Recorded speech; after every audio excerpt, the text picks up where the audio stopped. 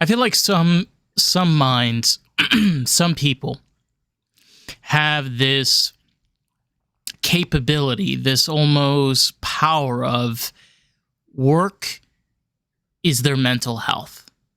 I don't necessarily mean like, like doing an office job or working as a cashier or waiter. What I mean is like doing something like sports, uh, building something, making something, sewing Totally. something, cooking something. So it's a lot of somethings.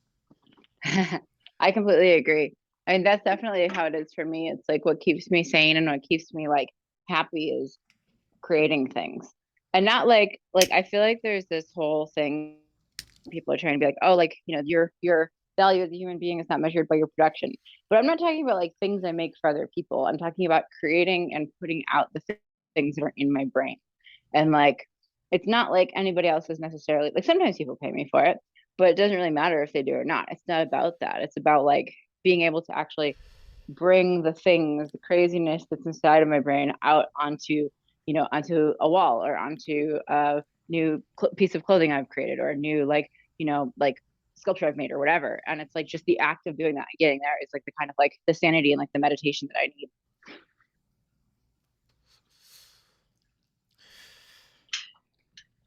You know what I mean? Yeah, of course. I mean, I feel as human beings, we are.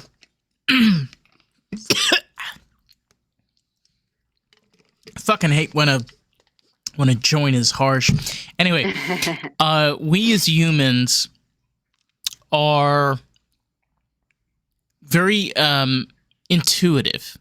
Some of us are more intuitive than others, meaning that we have this ability of thinking of something and being able to put it on a paper or a design or and then make something out of it. Um, that's how the car was invented, the plane, electricity. Because, honey, I ain't living without air conditioning. Okay, get the fuck out of here. Screw that time period. Well, like I mean, like when I work on, when I work with like directors or other people like clients on things that we need to create, like it's drawn sometimes crudely on a napkin first. You have to draw it, you have to get the thing out there and kind of create something before you're able to like turn it into the thing that you actually want. Sorry about that. I don't know what's happening there. Okay. Okay. Sorry, I turned that off. um So dumb. So dumb. but yeah no, it's like we do have the ability to bring stuff out, but it's like it's that process of working. It's like that becomes like a meditation. Like when I'm really in the flow of creating something like that, it's like the work that I'm doing, it's not, again, it's not necessarily like a job and work are different. I think your work, your personal work is not the same thing as like the job that you go to necessarily. You're lucky if you are, and sometimes it is, but it doesn't necessarily have to be the same thing. And like when you're in that flow, that like flow of creating your work, it's like that's like the way that we're able to kind of keep ourselves content, at least for me. I, you know, we live we live in such an interesting time, and I mean that sincerely. I mean, there are people that are the weirdest motherfuckers you'll ever meet, and to me, I don't. A lot of people listening to this and are like, "Oh my god, here we go again with Dave's rants." But I'm like, I love weird people. The reason why I love weird people is there's so much like to explore. It's like, oh, what's that? Oh, that's so cool. Like, where'd you get your shirt from? You know what I mean? Like, there's. Yeah. This is not the point of the topic of this episode, but weird people are awesome. Yeah, I guess. I guess that's the trend. It's true. I think weird is just when it's not understood by most, like, most of society. It's, I feel like weird is just, is it like a weird is like a label that we put on things when it's not something that is easily digestible. It's sort of something outside the box. I mean, I was talking with my mom earlier because you saw pictures. I did today. I went through a meditation of building a desk for the past 13 hours out Yeah. of wood, and I painted the desk yellow and pink. Okay, now I'm one of those people. I love vibrant colors, and there are sometimes things that you want that don't exist. Yeah. Because like Often. nope. Usually it's my life. Yeah, Gotta make it. I gotta make them exist. pretty much, yeah. Like I literally had that with my desk, and I was like, "Oh God, yeah." I was like, I guess I just have to. You're right. You have to make it. Yeah, that's why I make clothes. That's why I write stories. That's why I paint murals. That's why I do all the things that I do. I create the things that I want to see in the world that I don't think are there already, that I think the world needs, or that at least I need for the world. So I create the things that I see in my head, and I usually don't see them outside. Like they might be influenced by something, but to me, it's like, it's not like it's borrowed or it's based on something else. It's based on whatever bullshit my brain is feeding me at 3 a.m. when I can't sleep. It's always 3 a.m. in the morning.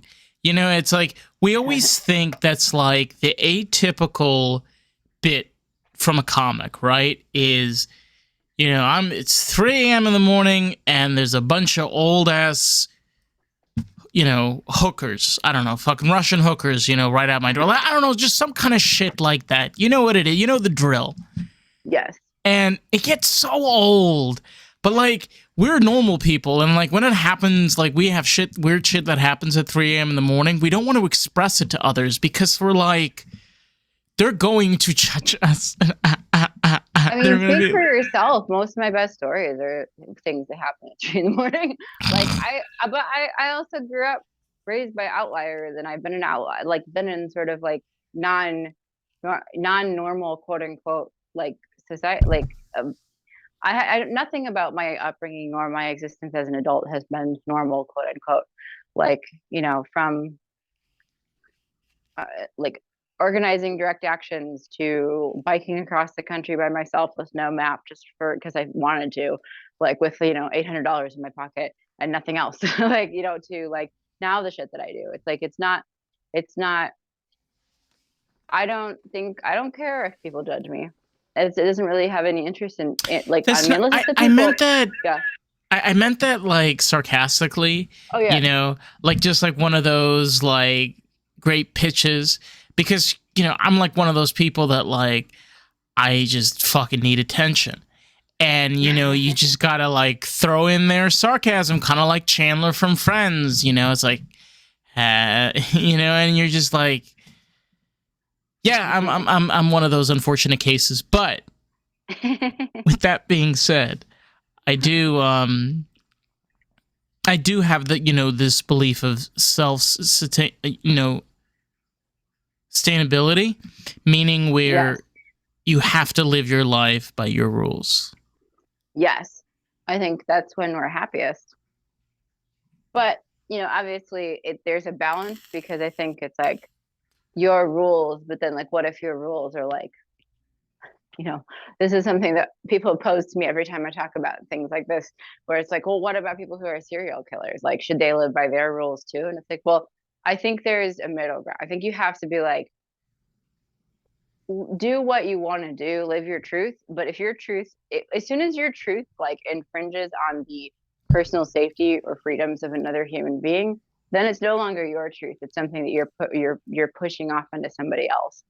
But as long as you're living your truth and it's just purely like, and it's something that's fulfilling you. And I don't mean like offending, Christians by being gay or something, but I mean like literally harming other people. Like not offending somebody, but like actually hurting other people. That's like I think, or hurting things like causing undue destruction is, I think, maybe a barrier that we should put on it in terms of living our truth. I think a great example would be if you would say to someone what like a place like Marine World has done to whales and dolphins. Oh yeah, it's terrible. Is horrible. I mean, these are highly intelligent mammals that they are us in the ocean. That's what they are. They're humans in the ocean. And Yeah. they're being treated cruelly. And if you have a person that responds and says, no, I don't think it's cruel, you know, that's not self-sustainability. That's, you know, either someone telling you a realization like, this is wrong. And they're like, no, it's not. Right.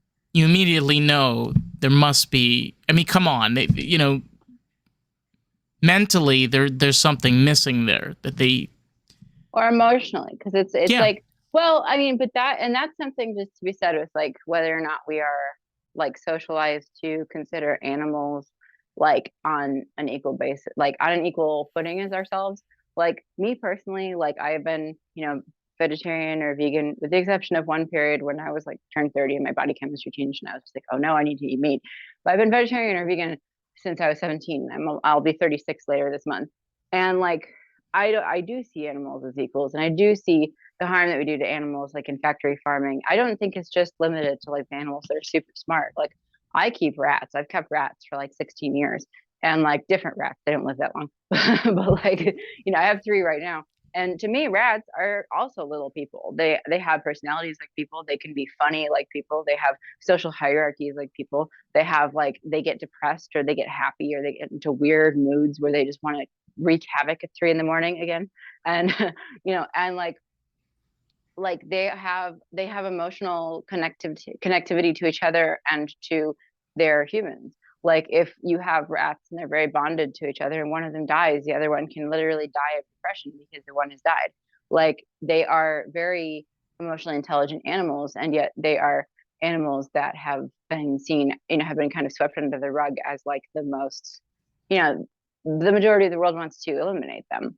That's why I use them in my art. I paint a lot of rats and I use a lot of rats in my installation art because I think that like, you know, rats to me are just these beautiful things that we overlook because our society stigmatizes them. And I think it's a representation of how we see people, where it's like we've decided, or not we, not us, you and me, but like because we are weirdos, but like the like society as a whole has really like decided, and it's not even just society, it gets so much deeper, but it's like what is okay and what is not okay. What is like a socially viable animal versus not a socially viable animal? Why is it okay to like, you know, eat a cow or a chicken, but it's not okay to like eat a horse or a dog? Like how have we created these arbitrary distinctions? Okay, so you have to also understand this idea of evolution, where certain animals have evolved in this process of living and dying, living and dying.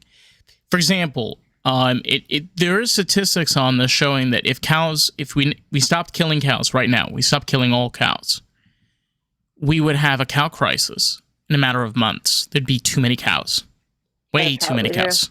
It would just destroy the entire ecosystem. It would just raise havoc. So we still have to bound by the rules of how evolution works. However, we do also have to understand this idea of morals and ethics, which is where treat the animal well and give them a quick, painless death. You know, if you care and you really like genuinely love the earth and love animals, you can abide by those 2 things. Yes. I don't see any problem with it. Well, I mean, I think that that's absolutely something that we should aim for, but at the same time, like it's very hard to create that in the world that we inhabit, because unless you see it, unless you know the farm that you're getting it from, it's very hard to ensure that it's actually being treated well. True. Like you can say that you believe that, and then you can go out and get a cheeseburger from a fast food place, and it doesn't mean that you're supporting what you believe. None of us are perfect. I mean, I eat at fast food places. You know, I'm no one here to be innocent in any shape or manner. But all I'm saying is that the whole idea of being a meaningful society, you know, forget about the climate change, the change of cultures, the change of morals, the change of system works. Just focus on what matters the most, which more than anything else matters, is yourself. Is the understanding of, you got to take care of yourself, your family, your friends, or whatever, and create that sustainability from oneself. Because remember, if you have one person that does something and somebody else follows, and another person follows, and another person follows, you don't realize sometimes you can create chain reactions without even thinking about it. Yeah, definitely. That's the goal, right? That's the goal, is to influence other people and to kind of like influence other people in a positive direction. My goal, at least. Like, I think that like if we do have sway or a platform or a voice in any way, it's like, utilize it to do good and to try to make the world a little bit better than when you found it. I had a friend, she's still my friend, but like, I went to visit her. Her mom runs like a sort of, I guess, Montessori-esque, but not with the title, kind of preschool in Austin, Texas, or just outside of Austin, What? Texas. Wait. And What kind of preschool? like Montessori-esque, like that kind of philosophy. Montessori. Not familiar. It's like one of the more popular, like I guess you would call it like are you familiar with Waldorf? Okay, so they're both things that are kind of more, they take apart. I mean, it's probably the kind of stuff, if we can afford it, where ultimately my partner and I will send kids that don't exist yet when we're at that point, because they're things that teach kids things that are outside of the box and outside of the normative way of learning. I was a public school kid for sure, and I'm really glad that I was, but at the same time, and I wouldn't not put kids in public school. I think that's great, because you end up getting exposed to things that you would never get exposed to if you were in a sort of private school. But at the same time, the kind of care that you get and the way that you are exposed to, like, understanding how you learn as a different kind of person, and catering to your desire to learn, like allowing students to look into the things that they study, and like understand how the role that they play in society and the classroom and the world around them, getting kids to think early on, basically, instead of trying to just have them graduate and then go into a school, fit into a box. So I anyway, think, yeah. I mean, but they're standardized though. They're still standardized. They have standardized tests and everything. They're still technically part of the same, like, school, like, whatever city you're in, public, like, what kind of school programming. when we're talking about this type of school system, what kind of curriculum are we looking at? I mean, is it very similar to a public school where you have your classes throughout the day and your breaks and your lunch? I can't speak on it that much because I don't know that much about it, and that wasn't why I brought it up. But there's a lot of literature that I can share later. We can post on the site or whatever about it. But I've known kids who've come from there, and parents who've sent their kids to these schools. But they're just generally, like, they used to be considered kind of like the hippie schools or whatever. But they're also, unfortunately, they're kind of expensive. But like, what do you spend your money on? I don't know. Like, what does one spend their money on? Like, I think it's more important to have to be exposed to really interesting and dynamic things than it is to have like a super fancy house or a fancy car. Like, so, like, I don't know. It's my opinion on, in terms of money, is like, I'd rather have like all repurposed or found things or whatever, and then like have the experiences that are important. Um, but my point is, so she had like this like this preschool that was kind of in a similar like philosophy of thought to those, and it was like it was kids that were like 3 to 5 or like 2 to 5 or something. There's like a daycare a part of it too. And one of the biggest things that they did was they had kids. It wasn't like, oh, you have to do this and have to do this, but it was like, leave each room a little better than when you found it. So, and that's kind of, I think that stayed with me, and that's something that I take with me in life in general, where it's like, leave each thing that you exit a little better than you found it. So like, how can you utilize like your skills? How can you make each thing better? How can you make each conversation better? How can you make each person you're talking to feel a little better about themselves or their lives? How can you empower them? How can you make the room a little more beautiful? How can you leave the environment like slightly better? And I kind of try to do that. And it doesn't always work, obviously, because sometimes there's like interpersonal conflicts and stuff, and things just, life is life. But that's a philosophy that I take with me. And I think it's really cool to teach kids that from the beginning, because they're always like, oh, well, what can I clean here? What can I like, adjust so that it looks better? How can I make this slightly better than I found it? Not like clean the entire thing, but if each person does their job, that's kind of the concept, where it's like, if we're all part of this community and we're all doing this together, then we each are playing a role to make it better. And what is the role each one of us are playing? What can we each of us do as individuals to make it better?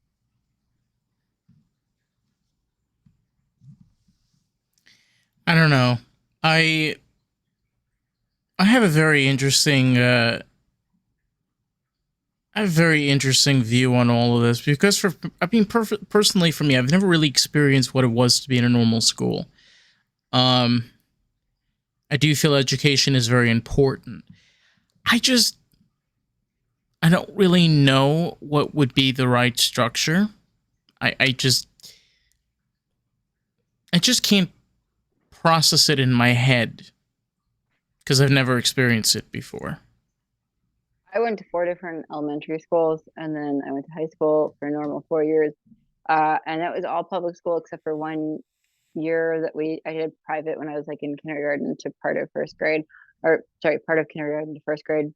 But my family was very crazy. Like, it was just very unstable. So like they were constantly trying to like do different things and try different options of things. And so I got a taste of a lot of different shit. But I think public schools are great because they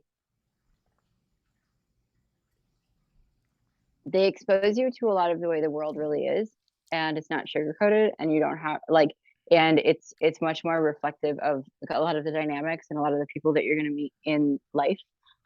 But like, I think that like what schools like something like Montessori that have like a little bit less of like a traditional learning structure where the kids have more say in what they're doing. I think about it, and it's like, I remember somebody saying like, when Billie Eilish was getting really big, I remember something like just imagine what like when you have like family support and connections, this is what you can do when you're 17 years old.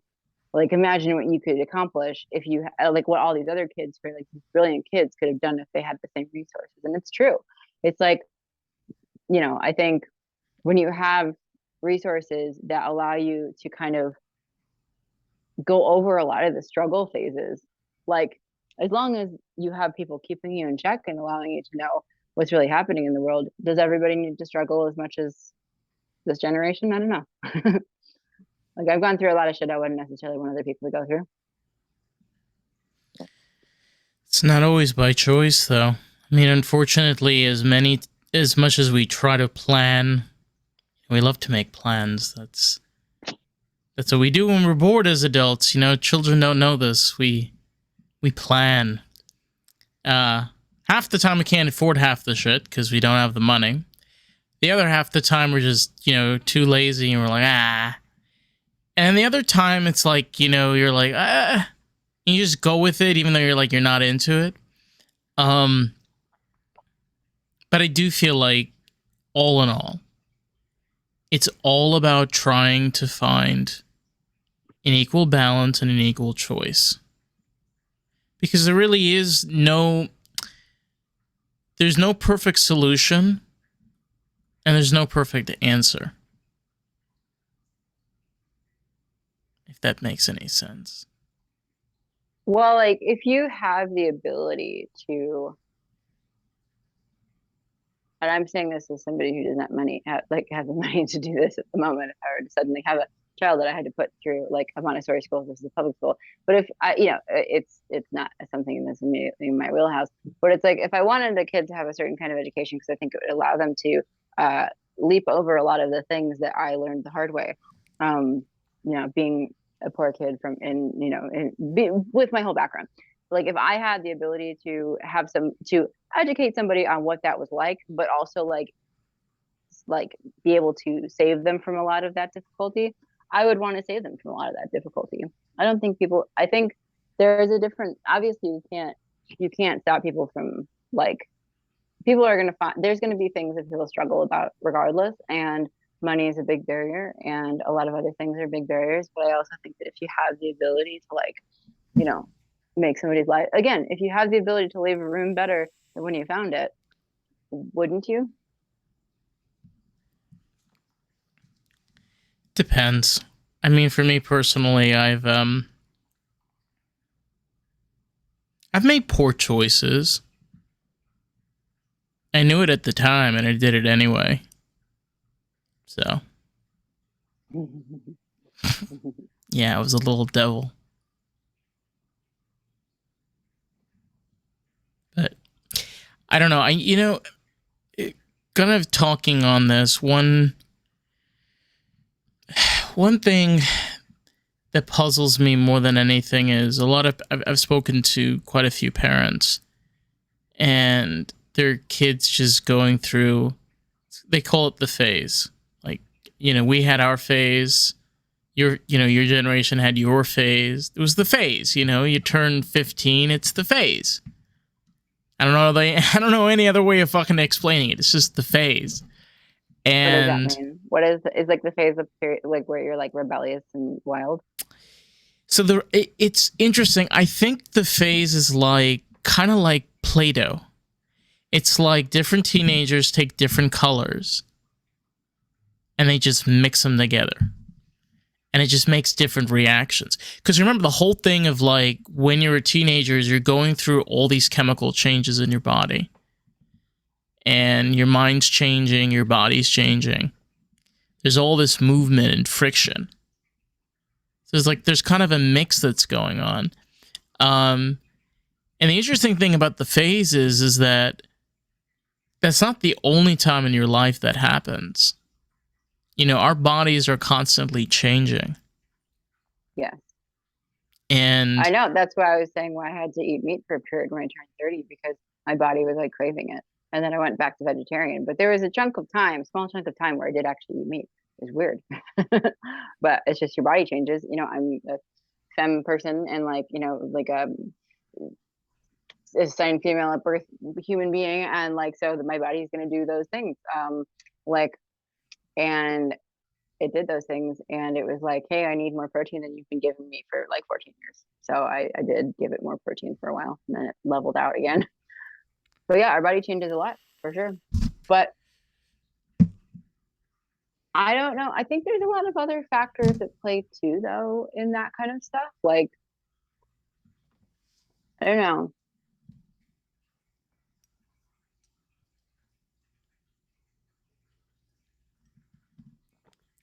Like, when I was 15, I was a year away from starting in a band that I'd be in for the next 12 years, playing shows illegally, like when I was way underage and stuff, and being kind of in the underground, like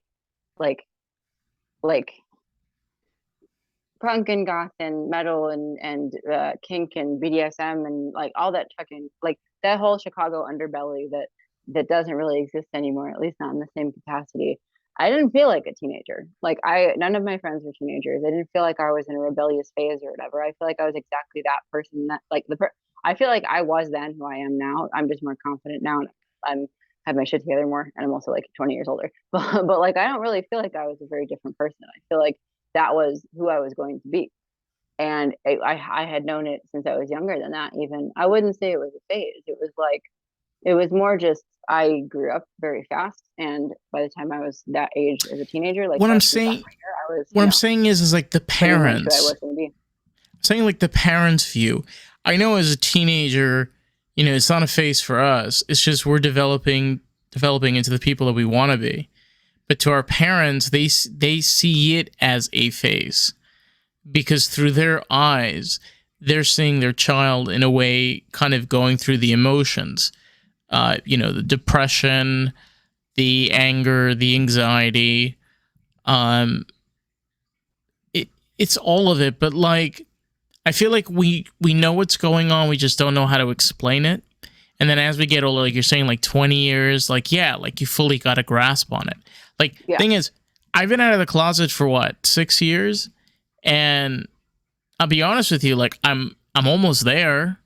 Like I think I like got to a certain point, but you know, you're still learning new things of how your body works and how your body reacts, and Well, you're always learning that too. Like you never all the stop time. learning about who you are. No. Yeah, never stop figuring out who you are.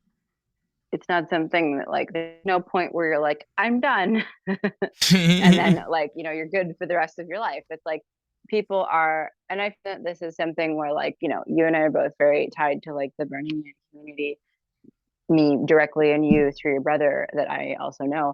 And like his whole community and stuff. And like I think that's a community, say what you will, people who are listening about that scene, but like that is a community that is very open to people continually changing and Okay, understanding that change is part of life. let's explain something to anyone that's listening.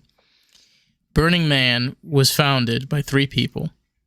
They all went to Woodstock in '69, and Woodstock '69 is the one of the only festivals that we know of in our current state where there was 500,000 people and no one was shot, murdered. Yeah, there was a few people that died, but they were sick and whatever. But there was just peace for 3 days.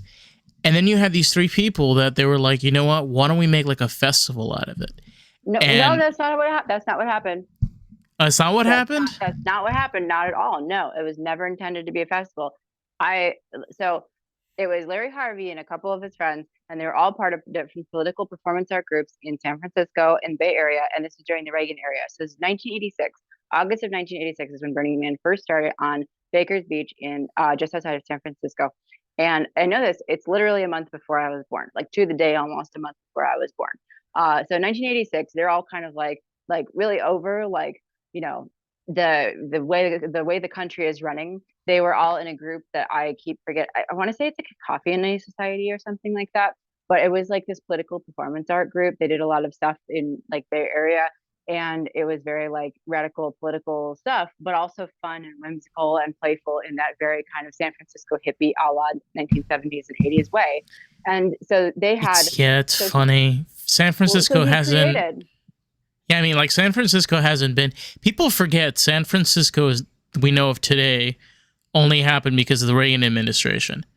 Yeah, but also there's a lot of pockets of the stuff that existed then. If you get into the more like immersive theater communities and other kind of like weird underbellies of San Francisco, there's a lot of stuff that really feels like old school, like what I imagine old school San Francisco felt like.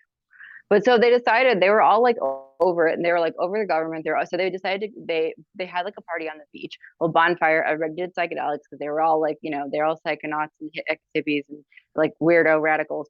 And they had a man. It was like a joke, like damn, like the man, like damn the man, whatever. So they had this little effigy of a man, and it was like a very tongue-in-cheek joke. And they decided to burn him. And then afterwards, they're like, wow, this was such an amazing experience. Let's do it again next year. So they did this for many years, like several years, and eventually got too big for Baker's Beach. And then they were like, well, we should really change our location of doing it. So then that's when they like searched and searched, and that's when they found like Black Rock, Nevada. And that was like in the like early to mid 90s.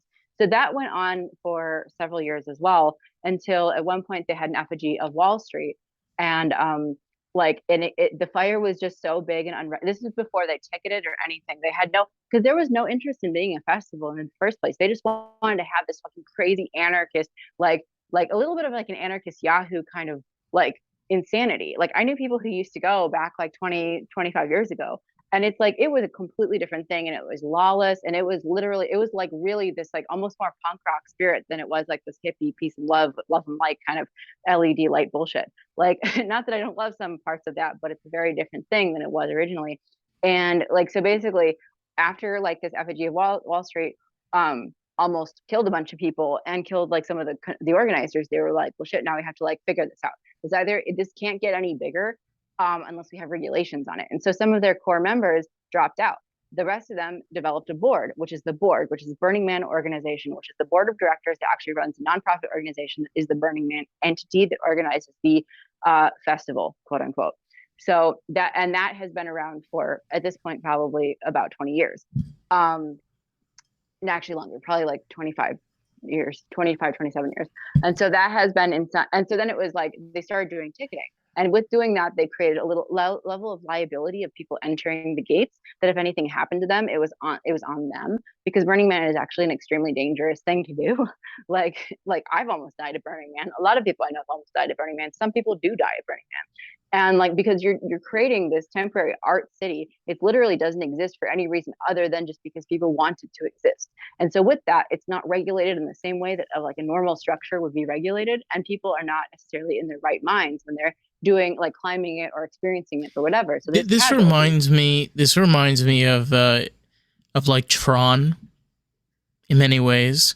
Never saw Tron. You've never seen. Okay, so No. Tron is this story of a computer program, a game that you have to play by its rules in their realm, and it's very tricky. You know, it will mess with you, but it's kind of interesting of how the human and the computer kind of work together. Tron came out, I think, about like 35 years ago.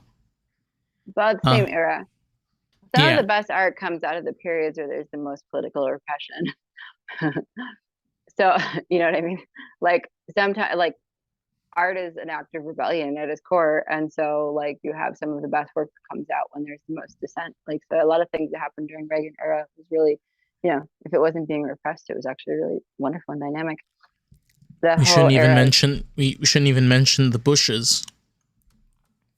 Yeah, I don't know where like emo shit came from during the Bushes. I'm really embarrassed about that.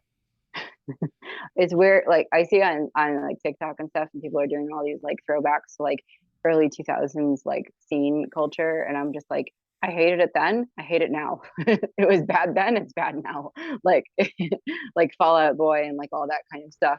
Like I don't even know if you had to experience any of that. I had to experience that firsthand, but I wasn't listening to that. I was listening to like, you know, Remember, I was different stuff. born the last year of the 20th century.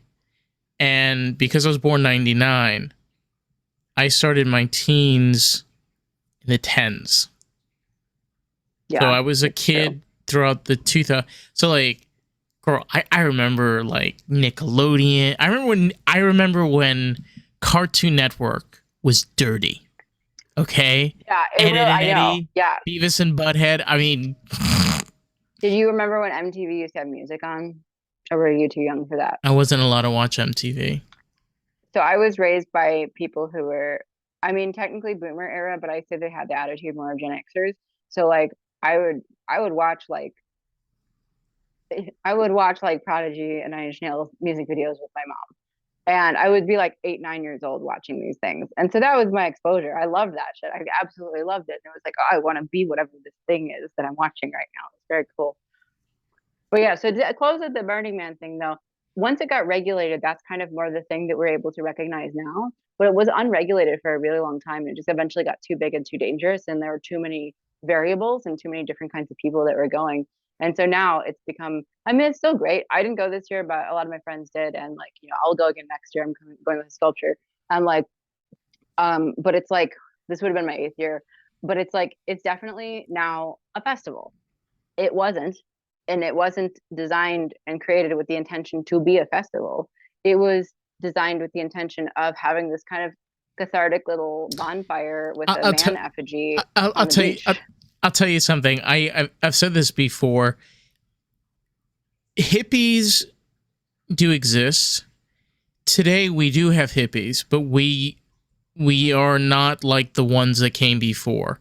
We didn't become Republicans and become crazy conservatives and hating on gays.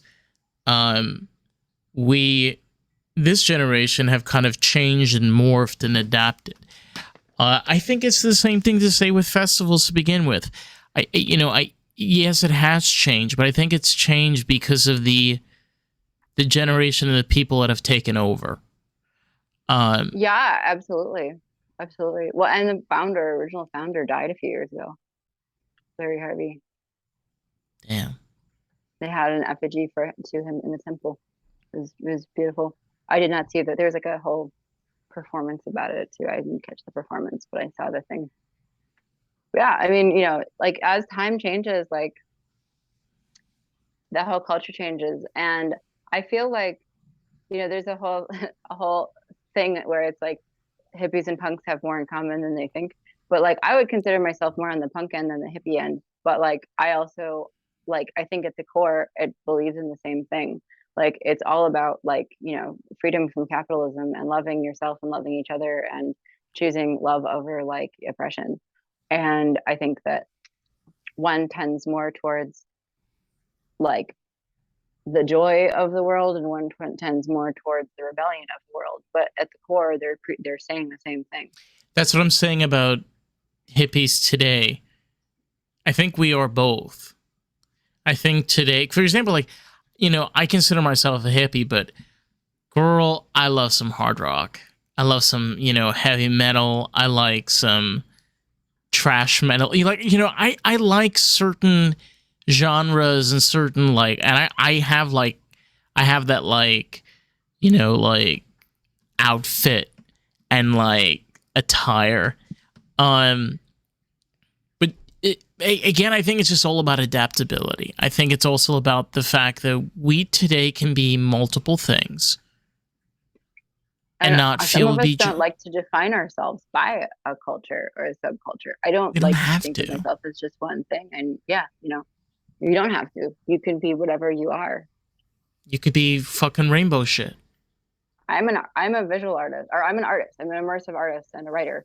Like that's what I am, and I can dive into any world that I want to dive into and experience it and interact with it because I am not doing it I'm never going into it with the agenda of like this is bad or I want to conquer this or I want to like stop this. I'm always just like I want to know more, even if I'm like not into it. I'm like I want to know more. I'm curious, and I don't know. I think approaching the world with curiosity is key. I think the world is curiosity. No, I'm kidding. No, I like to be adventurous. I'm the kind of person that I will sometimes take little, little bold steps. Okay, I won't do much, or don't judge me, all right? Like I have enough I got to deal with. But it's really nice. I think sometimes like having a different experience, and I give you great examples. Like I've tried different cuisines and gone to different places I haven't gone before. I didn't tell you this. I went to a nude beach. Oh, cool. Oh, it was amazing. Do World Naked Bike Ride with us next year. I don't know. I don't know if I can afford to come out to LA. Yeah, I know. I understand. There's probably one in Florida. I hope Grandma and Grandpa's beware. It's a great thing. I've done it for 12 years. I'm on the board of directors out here, weirdly enough. You're one of the board of directors. For the World Naked Bike Ride, yes. Yes. What do you do as a board of a director? Honestly, I body paint. But you agree on the route, like you talk about the route, you talk about like, oh, are people bringing speakers or it's organizing. It's organizing the event. It's event organizing. Basically. How many people? You're one of the people that are involved in the thing itself for the board. Mm-hmm. Which the whole like cyclists. How many cyclists do you have? LA only has like 300 to 500 usually. Like 400 is a good sweet spot for LA. Chicago used to have like 2,000 to 3,000, and that's what I did that one for like 8 years.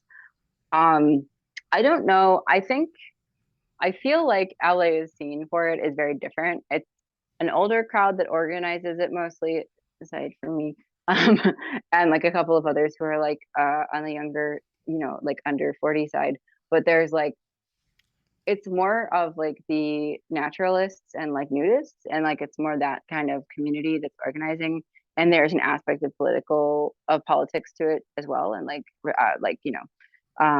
that aspect of like rebellion to it as well, but it's more something that's about like body positivity and like, you know, body freedom and not being like, not things not being like sexualized or demonized by society trying to limit it. Whereas in Chicago, it was much more about like, it was much more of like a revolt. It was much more of a radical act in Chicago. Chicago is also just like an angry political city. But like in I can Chicago's, it's tell. much, yeah. It's a good city. It's It's funny. different. It's funny because every television show that's in Chicago is either about poor girl gets dumped or, you know, some snooty cop that's pulled too many bullets. You know, has got pow pow pow pow. I would honestly say, like, as somebody who's like born and raised there, I feel like there's not very many shows that actually accurately depict it. I feel like The Bear is probably is a really close one about just the diversity of Chicago, but also like I've had lots of friends and like loved ones who've worked in kitchens. But if you look outside of that, just like what they're representing in the show, Shameless has elements of truth, except there's no neighborhood that is that kind of culture and also entirely like homogeneously white the way that show is, which is where they fuck it up. But like there's not a lot of Chicago is not really like a lot of people who write for Chicago are like suburban kids who made it out to LA and like decided to represent Yeah, Chicago. but think about it. That's fine. Most like, you know, we're talking about like these '90s shows. A lot of these sitcoms, they weren't like accurate. Like think about even like Friends. Okay, Monica Like and Friends. yeah, Monica and Joey and Chandler's apartments. I never watched Friends really. I've seen a few episodes though, but I don't know much about it. But what I'm trying to say is like a lot of these shows are not accurate because they're picking a setting and they're basing the whole story around it. Like they don't really care about like the rules and structures of New York. They just want the show to be set in New York. Right, of course. Well, that's why sitcoms are garbage, most of them. Yeah. I mean, I don't, I wouldn't expect a sitcom to be an accurate representation of anything because it's just meant to be purely entertainment, not necessarily to get you thinking. But like, I think a lot of more modern shows are trying to actually represent different cultures from things, and that's cool. That's a whole other conversation, though, about Wow. TV. Wow. We can have conversations about television, sushi, calamari. Calamari sounds nice about this time. Get a little lobster in there, little crab legs. I'm sorry, I love shellfish. Love it. Anything in a shell, I'll eat it. I do eat fish now. I'm more of a pescatarian than a vegetarian the last couple of years. Again, just your body changes. But like, so yes, I can relate. I can relate. Fish is delicious. Yeah, but shellfish. I mean, see, like this is another like really important thing where there are times where we can do things to eat healthier, and it's like so simple. Like you don't have to make it complicated. Like you could always like just buy like a bag of frozen shrimp. Yeah, totally. And make rice in a rice cooker, and then cook the shrimp, and then just you got a meal. Oh yeah, absolutely. Yeah, I mean it's really like. I'm a big fan of there's a Ralph's downtown that makes fresh. They have like a guy who makes fresh sushi in front of, but it's like the same prices as the Ralph's sushi, and it's great. So that's like what we'll do for fish. We'll just like go on a sushi date to Ralph's or eat in the park.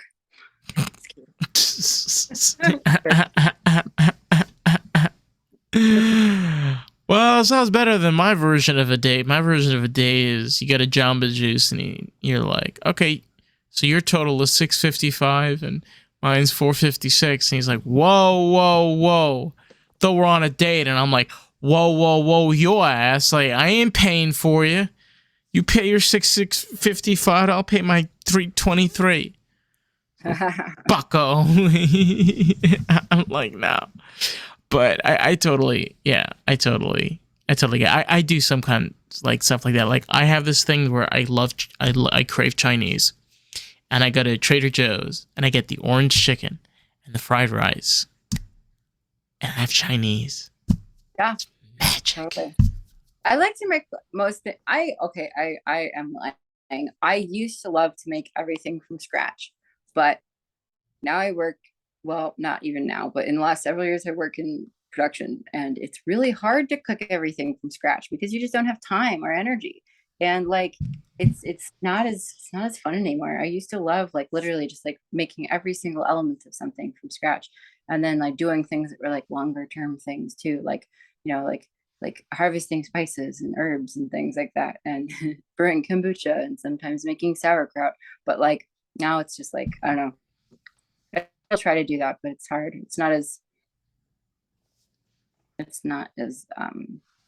there's always something else that I feel like I should be doing when I'm doing stuff like that now. I think also people have to kind of remember to take things like in levels. Kind of imagine an escalator. I remember somebody once told me this a long time ago. Imagine it's like an escalator, and you're going up the escalator, okay? Yes. And that's the direction you're going. You chose to go up that escalator, right? Okay, Yes. so it's taking you where you want to go. Yes. You know, you made that choice, so you're just taking the necessary steps to get there. I get it. Escalator is a terrible example because it just goes up and down. It's like, what they fucking do? Who cares? You just go to the one that goes down. I get that. I do. I do. I think what you're saying is you can't always do everything forever. And if you make a choice to do one thing and elevate a certain part of your life, you kind of can't hold on to some of the other things you might have loved before. No, because how else are you supposed to get up there? You have to take the escalator. You can't. Why? You're gonna take the stairs? If you take the stairs, you're gonna have to go all the way to the back and then go all the way up. I'm saying isn't the metaphor of the elevator though that like actually I'm not entirely sure what your metaphor is. The point of the point of the escalator was when you choose your direction, you're choosing to go up the escalator, going down the escalator. You're making that choice. So you have to accept what comes with that choice, which is you're going up now, and you're going down. But that's just the metaphor. Like, for example, in life, it would be where if you do this, you might have to sacrifice that. Well, that's exactly what I just said. Yeah, exactly. But yeah, it was just clear. Yeah. Yeah. Sometimes to get to the things that you really want to do, you have to sacrifice some of the things you might have loved before. Like, like being able to cook and create everything from scratch when you're like busy making like art or working on a project or working in whatever, doing whatever the thing that you're doing that you're, shifting to, like you don't necessarily have time to do the things that you did before. It doesn't mean you can't ever do them again. It just means that you can't rely on them as heavily as you used to before, or you don't have as much time to do them as you used to have before. I'm curious, what is that picture that's right above you? It has a face and it looks a few years ago. What is that? It's a painting that I did a few years ago. It was I did it intentionally. So I did it for a short film, and the short film with this German director. I don't think it's ever come out, so I can't talk about it too much. But I did it with the intention of what like kind of getting into the character's mind and like painting it as the character would have felt. So the character is a painter, so it was just my paintings. But that was a piece that I made in sort of thinking from the mind of the character. That she looks like she's in a galaxy. No, not exactly. It was more just about like.